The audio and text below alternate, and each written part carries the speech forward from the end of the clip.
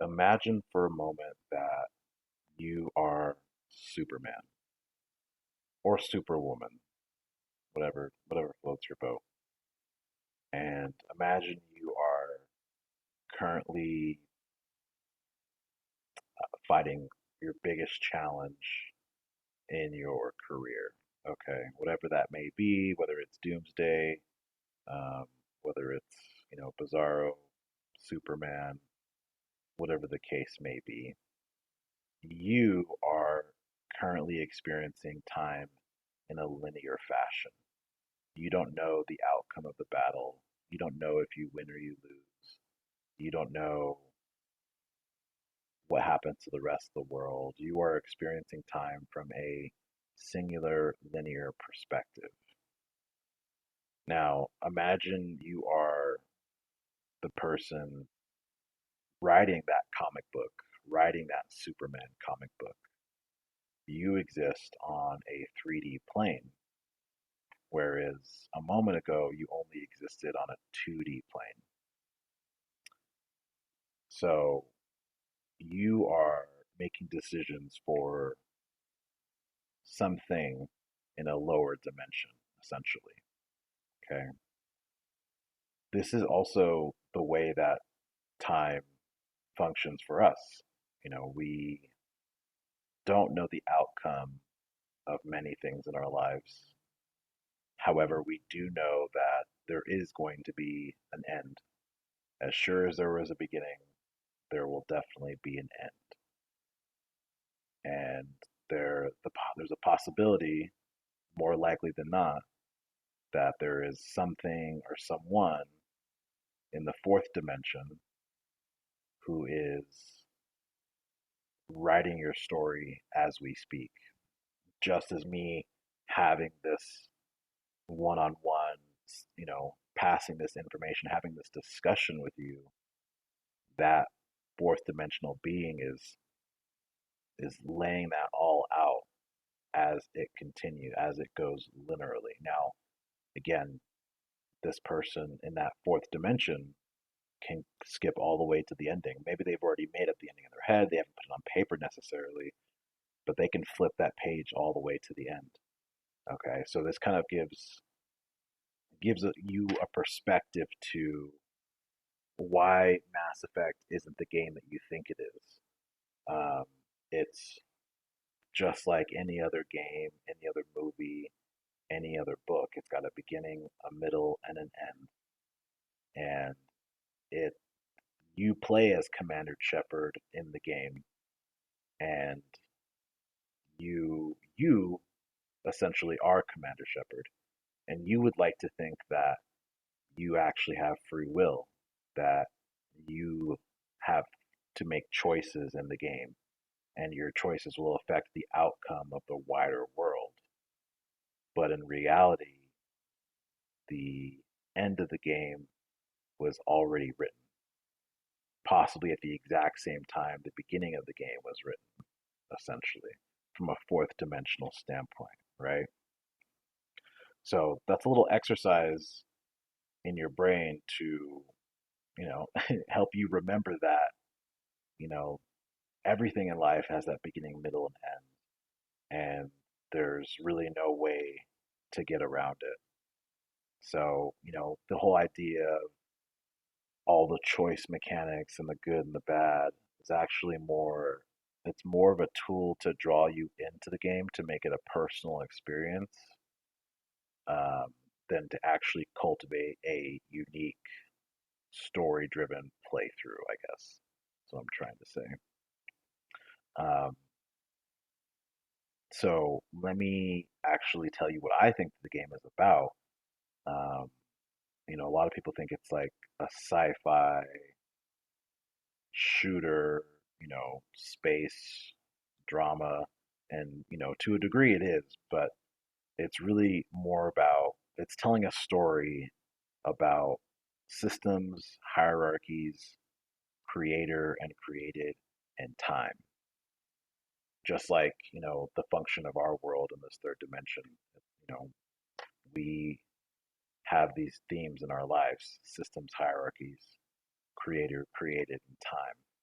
and we're just mimicking that into a digestible media format known as a game. So the Mass Effect game, with those themes in mind, systems, hierarchies, creator, created, and time, actually is very similar to other works of fiction and nonfiction, but more specifically, the Bible.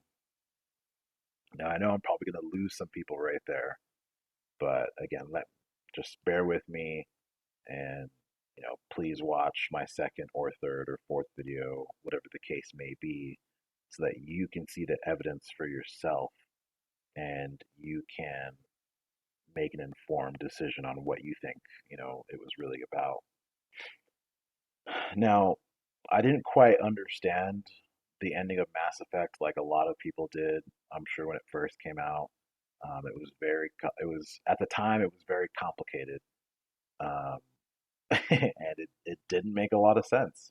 Just to be straightforward, it was confusing to say the least, especially from a game that had been very, very logical and rational, and prided itself on you know cause and effect type of you know of cause and effect type of consequences in your game. It was very hard to see an ending the way that we saw it. And again, left me kind of like thinking like, oh man, these video game companies, they just want to milk us for all the money they possibly can. They leave us on these cliffhangers, and they drop these little hints, and make you purchase more money just so that you can hear the rest of the story. And to a degree, that is how they operate. It really is just a cash grab. At the same time, there are creative people who are making these games that no matter what amount of money you give them, they simply want to tell a story, and they want to tell a good story, a damn good story, because it's their legacy. Um, it's their passion to a degree. So I put down the game for a while, did a little bit of research online, found the indoctrination theory, and started going down that rabbit hole. And then I didn't play the game for a long time until this year, 2022. And I replayed it, and it finally clicked. I finally understood what the game was about and what the wider story was about. And again, I told you, it's systems, hierarchies, creator, created, and time. These are the four concepts that I have extrapolated after my most recent playthrough to come to this conclusion. Now, um, some I had to do. There were obviously some things I learned along the way. It's been, I don't know when the game came out. It's probably been 5, 6, maybe 7, possibly 10 years since the game came out, Mass Effect 3. And again, I hadn't played it since then.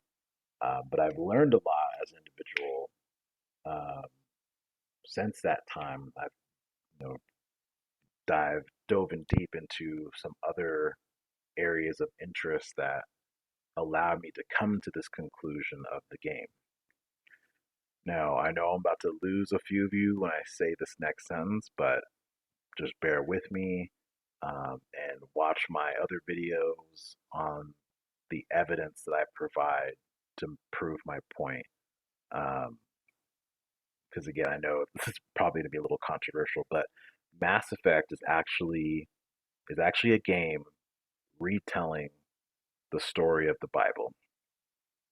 Okay, so again, just don't click off, please. Just stay with me.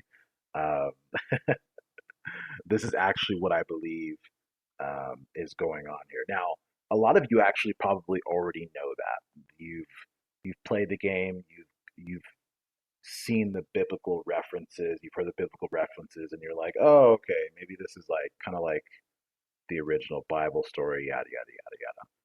But that's actually only half of the story. There's another part, another component of the story that gets overlooked, and it is the age of Aquarius. And for those of you who don't know what the age of Aquarius is, you may want to pause this video and do a little bit of research on the precession of the equinox. Okay. Now,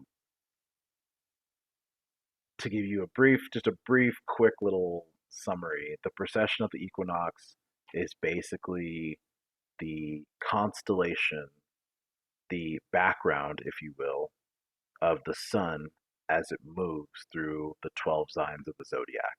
It takes about 2,500 years, I believe, or about 2,000 years. Okay. Now, the um, and this is my opinion, but I believe astrology is actually heavily referenced in the Bible. So this actually gives more evidence to the idea that this story is actually the story of the age of Aquarius. Okay. So here's my quick summary. There is a man. He's passed away. His name was Carl Jung, and Carl Jung wrote this book called Ion, and it was Ion, the investigation of, I don't know, you have to look it up. I'm trying to make this a little bit quicker. There's a great YouTube channel. There's two great YouTube channels that I highly recommend that you go check out.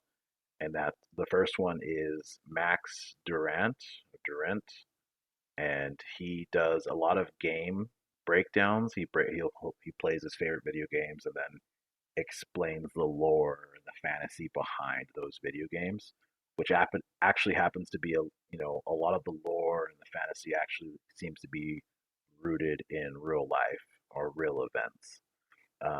Max has made a playlist breaking down this book by Carl Jung, Ion. The other channel that I highly recommend you check out is the Uberboyo. So that's Uber, Uber, and then Boyo, Boyo channel. And he does a great job of also explaining this. And it's more of like, he's a little more, he's on the creative side. I really like his channel. It's very thought provoking. He does a great job of breaking down Carl Jung and digesting these big ideas into his videos. And basically, the idea here is that in the book Ion, Carl Jung talks about the the precession of the equinox changing from Pisces to Aquarius. And there's so much on this topic that I can't cover it in just a few minutes. However, again, I highly recommend you go and check it out. But basically, the the end of the age of Pisces is upon us. It's essentially happening right now. And Mass Effect, the game, lets you play makes you make the final choice for the end of Pisces, right? For the beginning of the age of Aquarius, okay? And that's why the game gives you three very distinct choices at the very end, okay? Because Shepard is most likely the embodiment of God, Jesus, pick whatever religion you want. He's basically the decision maker, right, or the Messiah for the end of the age, the beginning of the age of Aquarius. And all the themes fit perfectly. Um, you have the Antichrist, in the Reapers, essentially. You also have, Satan as the Leviathan character in the game. Um, you've got artificial intelligence, which is going back to the creator and the created. Um, it all fits into these Bible narratives. essentially. Um, and it just, when I finally put this together, it really just blew my mind that this had slipped by everybody. No one was really picking up on this. Now, there actually was one channel, one YouTube channel that I can't remember at the time. You have to do a little bit of research, but basically he talks about the exact same concept that Shepherd is the reincarnation of the Hindu god, and he is now the avatar for his cycle. Um, and it's again very, you wouldn't really notice it at first unless you played. Back in the day, you had to have the DLC, the Javik DLC, in order to get a very specific dialogue from him talking about the avatars in his cycle. So you would have missed that. However, again, the choice is the ending choice, the ending decision is very reminiscent of the Age of Aquarius, where you've got the destruction theme, you've got the synthesis theme, and you've got the control theme. And these are all reflected in, again, this is mentioned,